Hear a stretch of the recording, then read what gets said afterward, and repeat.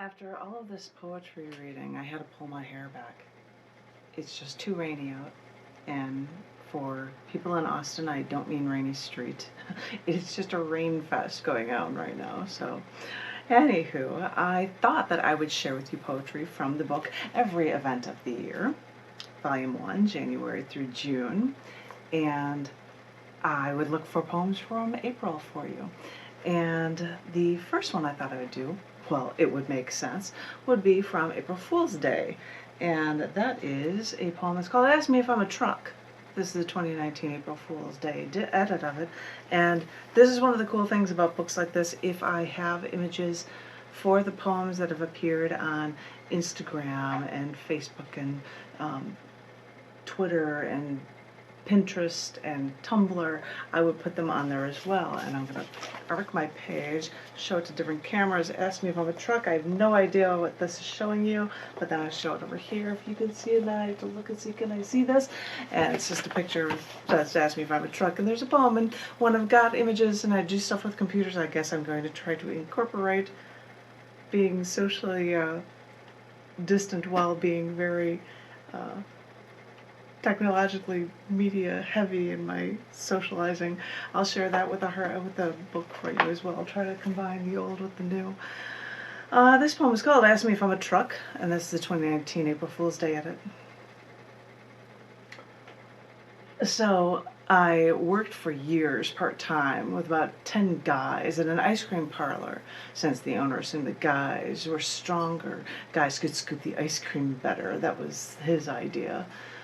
But they all screwed off while they were there at work, and they would write messages and tape them to each other's backs. One April Fool's Day, I wrote on the back of a candy box paper, "I'm a boy with raging hormones." And for about an hour, every customer that was there had a good laugh at Matt's expense. But my favorite was when I put on John's back on April Fool's Day. You see, John used to tell everyone the same joke. He'd say to you, "Ask me if I'm a truck." And when you'd ask him if he was a truck, he would just look at you all perplexed and say, "No."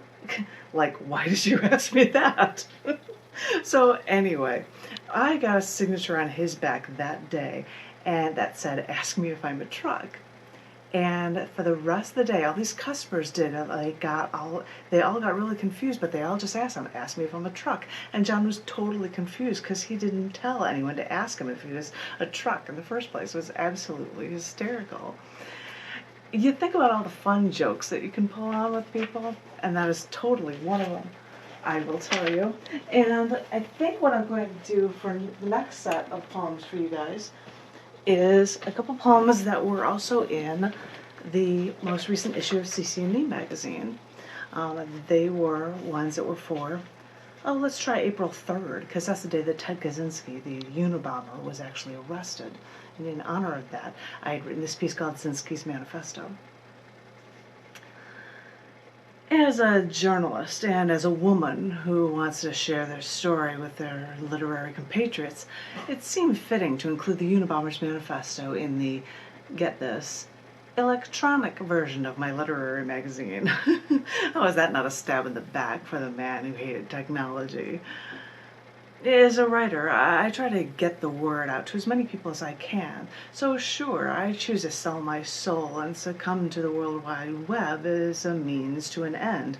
And although the expanded audience is great, you do lose humanity and interactions with people on the other side of the planet that you'd probably never actually meet. By the way, the only reason I ever got a smartphone in the first place was after a move across the country and looking for a home when I was alone.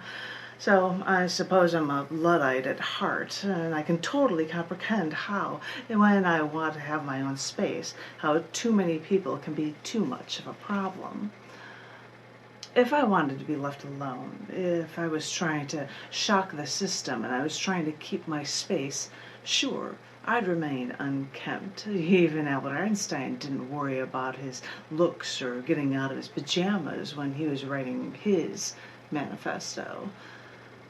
Now, I still even wear my Vegetarian Planet hoodie sweatshirt and call myself the Vegetarian Unabomber, but I lack the sunglasses from those police sketches of him, and I suppose I also lack the bombs. Unless it's the bombs of what I write. If only people would read my words. If only people would react, respond. I wonder if he knew what I'm only beginning to understand. That sometimes words are not enough. Sensei's Manifesto, indeed. Well, that was on April 3rd, but on April 4th was Hug a Newsperson Day. Since I was a news editorial journalism major, I like that one. So this poem is called Journalists Revealing the World. As I said, this one also appeared in the most recent issue of CC&D magazine that is called Aesthetic. And you can either pick up that copy of that book, which I believe is right here. You can pick up Aesthetic if you would like, through Amazon or through Scars.tv. Or you can actually also, if you're interested, pick up a copy of Every Event of the Year. I shouldn't be showing it off so much, I should just be reading to you guys. This is called Journalists Revealing the World.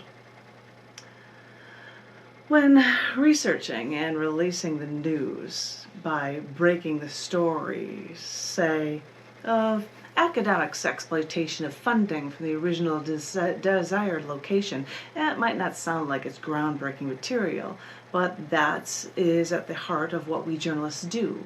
We find clues and we piece together the whole truth about what's going on behind closed doors that they don't want you to actually see. Back in the day, that's what they taught journalists, journalism majors at the third news ed college in the United States. Because back in the day, before there were bloggers who snooped and called themselves citizen journalists, back in the day when people took the concept of journalism seriously, freedom of the press meant something, and it was something vital here to preserve our freedoms and our rights.